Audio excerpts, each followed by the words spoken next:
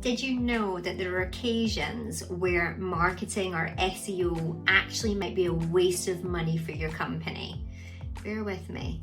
Over the past few weeks, Fred and I have decided that we would probably like to make some high ticket purchases. So whether that be from things that we found online where we've made contact over the phone, or in fact gone into a shop and found something that we think actually quite like this. In each one of those occasions, we have come back empty-handed.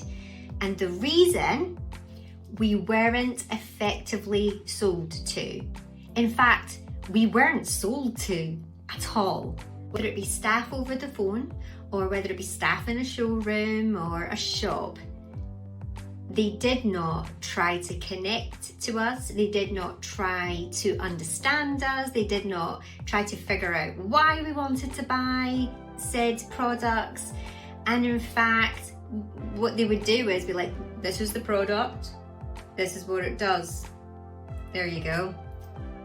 Have people lost the ability to sell these days? So my point is, you can throw all your money at marketing and SEO, and people can do great jobs for you in that respect.